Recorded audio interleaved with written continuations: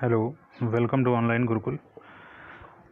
Triangle की हम series पढ़ रहे हैं और उसी के क्रम में आज आगे हम अपनी दो बची हुई थ्योरम्स सर्वांग समता में उसको कंप्लीट करते हैं, फिर सिमिलैरिटी पढ़ते हैं। तो सबसे पहले देखते हैं हम एंगल साइड एंगल प्रमेय को, थ्योरम को। देखिए यहाँ पर देखिए, किन्हीं दो त्रिभुज की दो कोण व इनके बीच की भुजा के समान होने पर वह सर्वांग सम कहलाते हैं। इसका मतलब क्या हुआ कि कोई दो कोण, अब यहाँ पे देखिए कोई एक तो बी और ये सी। अब ये जो बी है वो क्यू के बराबर हो और जो सी है वो किसके बराबर हो, आर के। और उनके मध्य कौन से हैं, ये भुजा अगर आपस में बराबर है, ये तीन कंडीशन अगर फुलफिल होती हैं तो ये त्रिभुज क्या होंगे, सर्वांग सम होंगे। मतलब एक दूसरे के ऊपर परफेक्टली फिट हो जाएंगे। ठीक है। अब देखिए, आपसे क्वेश्चन इस तरह भी पूछ सकता है कि दो त्रिभुज सर्वांग सम है और आपको एक कोण दे देगा, एक भुजा दे देगा, आपसे ये पूछ सकता है। मतलब इस तरह से आपको क्वेश्चन में फ्रेम कर सकता है वो, क्योंकि आपसे प्रूफ तो नहीं कराएगा पेपर में, आपको ये ही कंडीशन देगा कि दो त्रिभुज सर्वांग सम है। अब इस तरह से कोई क्वेश्चन ऐसा फ्रेम करेगा कि आपसे दो कोण बराबर दे देगा या एक कोण दे देगा, दूसरे को बताना रहेगा। इस तरह से आपको वो फ्रेम कर सकता है क्वेश्चंस को। तो हम नेक्स्ट थ्योरम पे चलते हैं। एंगल एंगल साइड, भुजा भुजा कोण। अब इसमें देखिए, यदि दो कोण एवं एक भुजा उन कोणों के जो मध्य ना हो, अगर वो बराबर होते हैं तो त्रिभुज सर्वांग सम होता है। उसमें कंडीशन क्या थी कि दो कोण हो और उनके मध्य की भुजा, मतलब देखिए यहाँ पर बी, यहाँ पर क्यू के बराबर हो, सी आर के बराबर हो और उनके मध्य की, उस पहले वाले में थी कंडीशन। पर यहाँ पर देखिए क्या है आपका, एंगल एंगल साइड। ठीक है, ये गलत लिखा हुआ।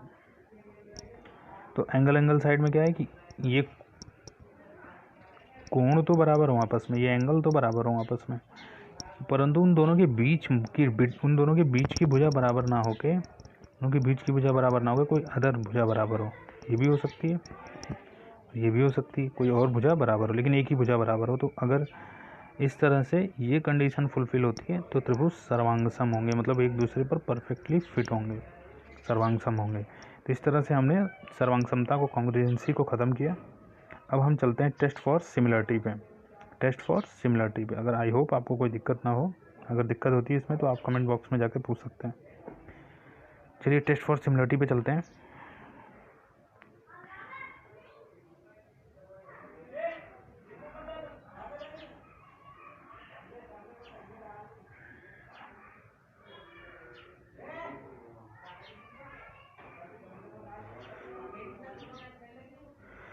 देखिए टेस्ट फॉर सिमिलरिटी में क्या है कि वे त्रिभुज जिनकी, या वे कोई भी, मतलब त्रिभुज ही नहीं, यहाँ पर कोई भी आप ले सकते हो, जिनकी आकृति समान हो किंतु आकार समान ना हो।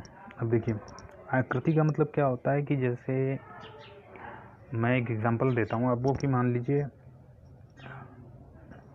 कोई मोटरसाइकिल है 4 गियर की। अब एक आपने हीरो स्प्लेंडर ली, एक ने जो है आपने हीरो का कोई और टॉप मॉडल लिया, अब वो साइज़ में बड़ी हो गई, या आपने अपाचे ले लिया। तो अब क्या है तो दोनों ही मोटरसाइकिल, आकृति भी सेम है, दोनों कहेंगे कि मोटरसाइकिल ही, पर एक दूसरे पर अगर आप रखोगे तो बराबर तो नहीं होंगी, कहीं ना कहीं अपाचे बड़ी साबित होगी, फुल कवर कर लेगी, उसको कवर से भी ज़्यादा हो जाएगी। तो वो क्या होगा कि वहाँ पर आप कहोगे सिमिलर हैं, समान हैं।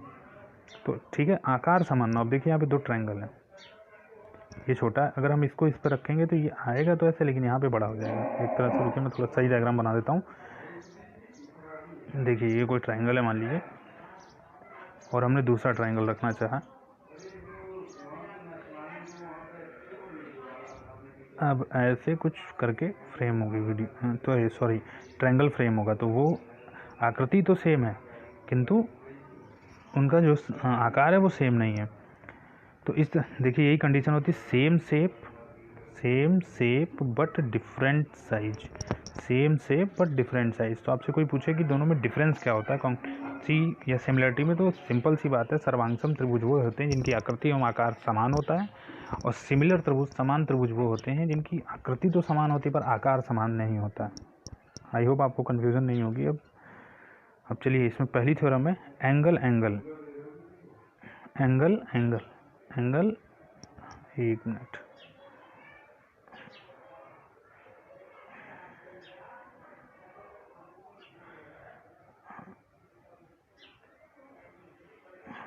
एंगल है पहला। अब इसमें देखिए क्या है कि यदि एक त्रिभुज के दो कोण एवं दूसरे त्रिभुज के दो कोण आपस में समान हो तो त्रिभुज समान होंगे। फिर मैं कह रहा हूँ सर्वांगसम नहीं, समान होंगे। कैसे?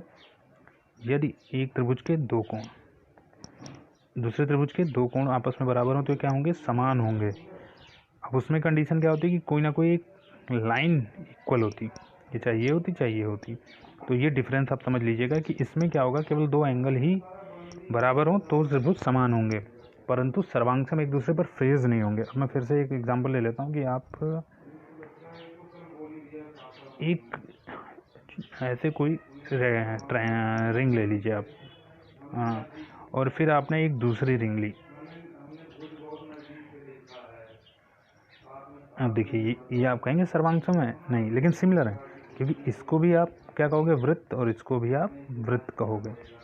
ठीक है, अब इसमें कुछ ना देखिए है, ठीक है। इस तरह से हम त्रिभुज को क्या कर सकते हैं कि जो त्रिभुज, वो त्रिभुज जिसके दो कोण आपस में बराबर हों वो समान होंगे। ठीक है, हम नेक्स्ट पे चलते हैं। ये कंडीशन है, angle A B C equal to angle P Q R and angle P R Q equal to angle A C B. अब देखिए यहाँ पे क्या होगा, आपको क्वेश्चन कैसे फ्रेम कर सकता है कि बोल सकता है कि दो त्रिभुज हैं। अब त्रिभुज हैं तो उसका क्या है कि वो दे सकता है क्वेश्चन कि वो सिमिलर है। उसने एक का एंगल दे दिया। अब जब एंगल दे दिया, अब आपसे इसका एंगल देकर इससे इसका पूछ सकता है, या यहाँ के दो एंगल दिए और आपसे इसमें का कोई एक एंगल पुट करके इनमें से कोई एक एंगल पूछ सकता है। तो इस तरह से क्वेश्चन को फ्रेम कर सकता है। अब देखिए यहाँ पर क्या है, साइड एंगल साइड, भुजा कोण भुजा।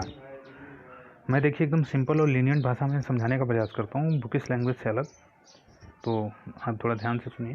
अब इसमें देखिए क्या, यदि एक त्रिभुज की दो भुजाएं दूसरे त्रिभुज की दो भुजाओं के समानुपाती हो तथा उनके मध्य कोण बराबर हो तो त्रिभुज समान होंगे। अब देखिए ये एक त्रिभुज है जिसका एक कोण इस वाले कोण से बराबर हो।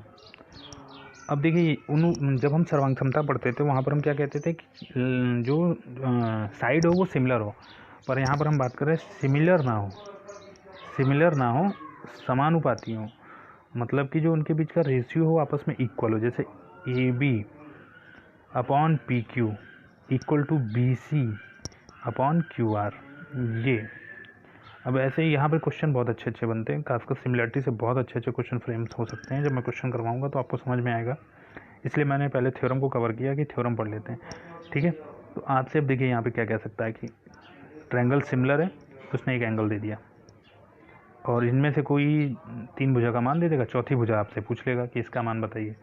तो अगर आपको थ्योरम आती होगी तभी आपको समझ में आएगा। सिंपल सी बात है, अगर वो ये भी नहीं कहता है सिमिलर, उसने एंगल दे दिए दोनों के, या ये एंगल दिया इसमें, एक मिनट सॉरी, हाँ, इसमें इसने ये एंगल दिया क्वेश्चन में, और क्वेश्चन में फिर इन दोनों को एंगल दे देता है और आपसे कहता है, और फिर इनमें से ए बी की वैल्यू दे दे, बी सी की वैल्यू दे दे, क्यू आर पी क्यू की वैल्यू आपसे पूछ ले। तो अब आप सोचोगे कि क्या है, तो आपको क्या करना होगा, जैसे ही आप इन दोनों को ऐड करके 180 में से घटाओगे तो ये बराबर हो जाएगा, और जैसे ही ये बराबर होगा तो समझ में आ जाना चाहिए कि भैया त्रिभुज हमारा ट्रायंगल सिमिलर है और हमें रेशियो वाला फॉर्मूला लगाना है। तो इस तरह से जब क्वेश्चन फॉर्मेशन होगा तो वहाँ पे आपको समझ में आएगा कि किस तरह से हम इन थ्योरम्स का यूज़ करते हैं अपने क्वेश्चंस में। अगली है साइड साइड साइड, भुजा भुजा भुजा। देखिए यहाँ पर अब सिंपल सी बात है, जब भुजा भुजा भुजा है तो सिर्फ हम साइड्स की बात करेंगे, भुजा की बात करेंगे, रेखाखंड की बात करेंगे। त्रिभुज किससे बनता है? तीन रेखाखंडों से बनता है, तो हम उन्हीं तीन रेखाखंड की ही बात करेंगे यहाँ पे। यदि एक त्रिभुज की तीनों भुजाएं दूसरे त्रिभुज की दूसरी भुजाओं से, तीनों भुजाओं से समानुपाती हों तो त्रिभुज क्या होंगे? समान होंगे, समान होंगे। अब देखिए A B upon P Q, A C upon P R, B C upon Q R. अब कितना अच्छा क्वेश्चन फ्रेम हो सकता है यहाँ पे कि ट्रायंगल सिमिलर है। अब यहाँ से दो एंगल दे दिए उसने, हमने ट्रायंगल को सिमिलरिटी प्रूव कर ली, तो हम ये वाला भी तो लगा सकते हैं फिर फॉर्मूला, ये वाला फॉर्मूला हम लगा सकते हैं कि नहीं लगा सकते हैं? बिल्कुल लगा सकते हैं। आपसे 2 एंगल दे दिए उसने, आपको 2 एंगल दे दिए उसने, यहाँ ये और ये हमने पहला फर्स्ट फार्मूला एंगल लगाया। एंगल लगाते ही हमें ये पता चल गया कि ट्रायंगल सिमिलर है, और सिमिलरिटी की कंडीशन में इसका रेशियो, इसका रेशियो, इसका रेशियो, इसका रेशियो और इसका रेशियो और इसका रेशियो आपस में बराबर होंगे। हम वहाँ से वैल्यू निकाल सकते हैं। ठीक है, तो इस तरह से आज हमारा ट्रायंगल की जो थ्योरम पार्ट है वो कंप्लीट हो गई है। थ्योरम पार्ट यानी कि प्रमेय, हिंदी में कहते हैं प्रमेय, वो हमारी कंप्लीट हो गई है। अब मेरा प्रयास रहेगा कल से आपको कुछ क्वेश्चंस इन थ्योरम पर लगवा दूं, फिर हम ट्रायंगल के जो है एरिया और इन सब कंसेप्ट पे बढ़ेंगे। तो मेरा प्रयास ये रहेगा कि जो तक अभी तक हमने पढ़े हैं क्वेश्चंस, थ्योरी पार्ट, वो उस पर मैं क्वेश्चन लगवा दूँ, फिर हम आगे बढ़ते हैं। फिर न्यूमेरिकल कल से कम, कल तो न्यूमेरिकल मैं 2 से 3 दिन न्यूमेरिकल ही पढ़ाऊँगा, जिससे मैं मैक्सिमम न्यूमेरिकल कवर कर सकूँ। और मेरा प्रयास रहेगा कि एक वीडियो में आधे घंटे के करीब वीडियो रहे और कम से कम 5 सवाल, 6 सवाल, 10 सवाल लगा लूँ, जिससे मैं 3-4 दिन में आपको 15 से 20 सवाल हर टाइप के लगा दूँ। फिर आप अपना प्रैक्टिस करिए। मैं PDF अपने टेलीग्राम चैनल पर दे दूँगा। जो भी दिक्कत हो, PDF टेलीग्राम चैनल ओपन है, आप वहाँ क्वेश्चन पूछ सकते हैं। और मेरे डिस्क्रिप्शन में मेरे टेलीग्राम चैनल का लिंक होगा, आप वहाँ से जाके ऐड हो सकते हैं उसमें। चलिए, बहुत बहुत धन्यवाद।